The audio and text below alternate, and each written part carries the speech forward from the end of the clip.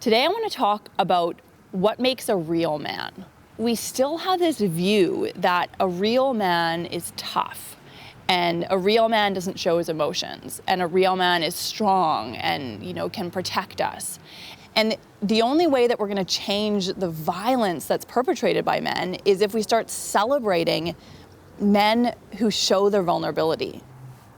So I'm really excited to have Daniel Lissing on the show today because he is an incredible role model of a man who is very in touch with his feelings and who actually uses this as a huge asset in his career. So I want to talk about something that's super important to me, and that's feelings. I base my career on them. And I'm a man from Australia. I was brought up in a culture where boys don't cry. Don't show your feelings. You're tough. You're strong. When I was in high school, I was bullied quite a bit. I went to this school that was very much boys play sports and girls dance. And that, for me, I didn't get that. I was like, can't everyone do everything? Shouldn't that be the way it is? I did the performing arts class, and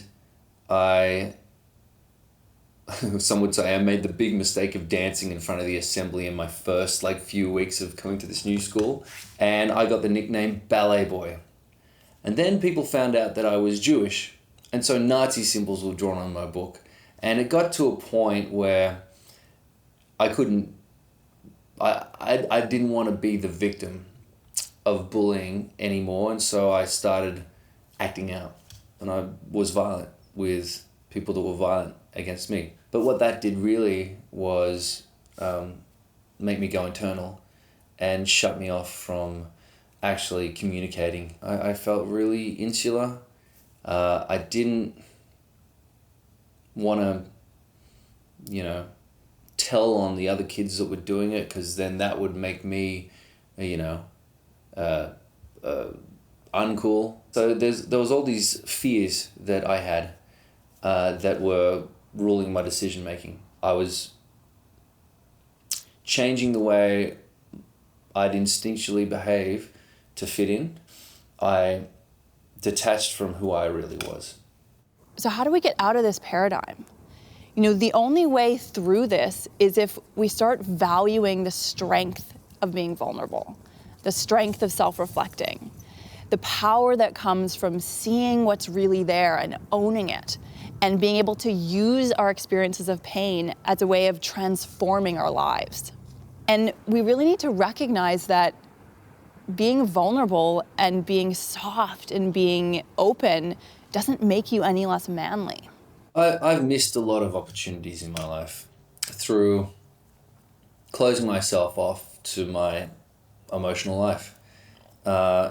Walking into a room for an audition, for example, and being so afraid of what the casting director thought of me. So afraid of not getting the job. So afraid of getting the job. That's even scarier sometimes. And, I would just go in there and do the bare minimum without opening myself up to being hurt. Same thing in relationships in my life as well. I've made countless mistakes.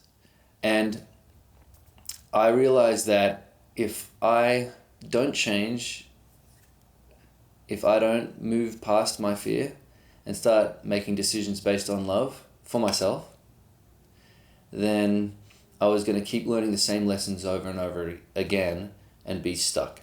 Being stronger doesn't mean closing yourself off. Being stronger means being brave enough to open yourself up to get hurt again. We all have this vast emotional life, these huge amounts of feelings. And as boys, we're told to shut ourselves off from that life, that world, that inner world of awesomeness, by the way. When you're in touch with your feelings and you're able to express them and you're open, what comes from the heart goes to the heart. You'll find that the people that you are open to will open up as well.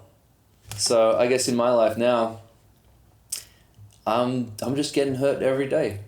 And as an adult man, I've been told I'm too emotional. Whereas some people might see that as a weakness, I see it as my greatest strength.